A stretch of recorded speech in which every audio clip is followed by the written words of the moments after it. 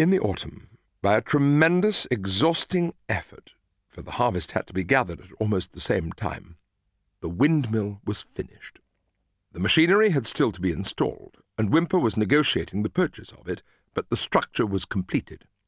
In the teeth of every difficulty, in spite of inexperience, of primitive implements, of bad luck, and of Snowball's treachery, the work had been finished, punctually to the very day.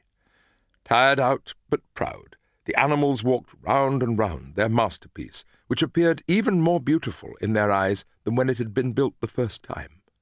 Moreover, the walls were twice as thick as before.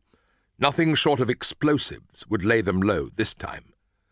And when they thought of how they had laboured, what discouragements they had overcome, and the enormous difference that would be made in their lives when the sails were turning and the dynamos running, when they thought of all this, their tiredness forsook them, and they gambolled round and round the windmill, uttering cries of triumph. Napoleon himself, attended by his dogs and his cockerel, came down to inspect the completed work. He personally congratulated the animals on their achievement and announced that the mill would be named Napoleon Mill. 2 days later, the animals were called together for a special meeting in the barn. They were struck dumb with surprise when Napoleon announced that he had sold the pile of timber to Frederick. Tomorrow, Frederick's wagons would arrive and begin carting it away. Throughout the whole period of his seeming friendship with Pilkington, Napoleon had really been in secret agreement with Frederick. All relations with Foxwood had been broken off. Insulting messages had been sent to Pilkington. The pigeons had been told to avoid Pinchfield Farm and to alter their slogan from death to Frederick to death to Pilkington. At the same time, Napoleon assured the animals that the stories of an impending attack on Animal Farm were completely untrue, and that the tales about Frederick's cruelty to his own animals had been greatly exaggerated. All these rumours had probably originated with Snowball and his agents. It now appeared that Snowball was not, after all, hiding on Pinchfield Farm, and in fact had never been there in his life. He was living in considerable luxury, so it was said, at Foxwood, and had, in reality, been a pensioner of Pilkington for years past. The pigs were in ecstasies over Napoleon's cunning. By seeming to be friendly with Pilkington, he had forced Frederick to raise his price by £12. But the superior quality of Napoleon's mind, said Squealer, was shown in the fact that he trusted nobody, not even Frederick. Frederick had wanted to pay for the timber with something called a cheque, which, it seemed, was a piece of paper with a promise to pay written upon it. But Napoleon was too clever for him.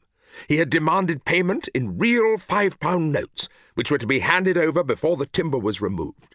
Already Frederick had paid up, and the sum he had paid was just enough to buy the machinery for the windmill.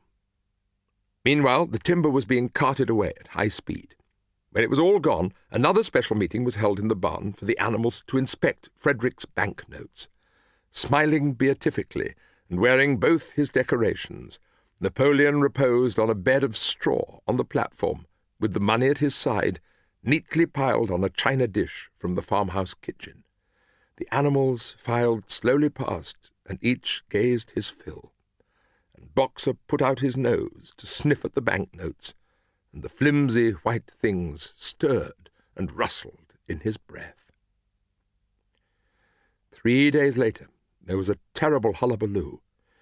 Whymper, his face deadly pale, came racing up the path on his bicycle, flung it down in the yard, and rushed straight into the farmhouse. The next moment a choking roar of rage sounded from Napoleon's apartments. The news of what had happened sped round the farm like wildfire. The banknotes were forgeries.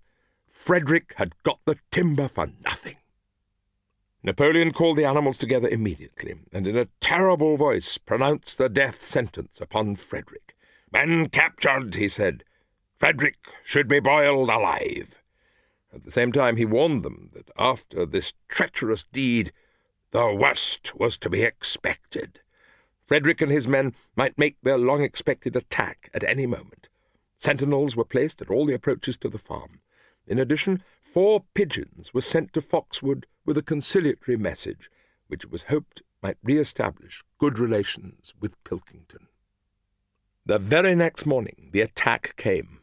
The animals were at breakfast when the lookouts came racing in with the news that Frederick and his followers had already come through the 5-barred gate. Boldly enough, the animals sallied forth to meet them, but this time they did not have the easy victory that they had had in the Battle of the Cowshed. There were 15 men with half a dozen guns between them, and they opened fire as soon as they got within 50 yards. The animals could not face the terrible explosions and the stinging pellets, and in spite of the efforts of Napoleon and Boxer to rally them, they were soon driven back. A number of them were already wounded.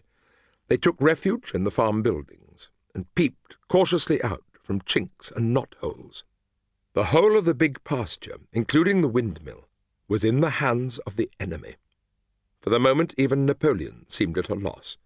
He paced up and down without a word, his tail rigid and twitching. Wistful glances were sent in the direction of Foxwood. If Pilkington and his men would help them, the day might yet be won. But at this moment, the 4 pigeons who had been sent out on the day before returned, one of them bearing a scrap of paper from Pilkington. On it was penciled the words, "Serves you right."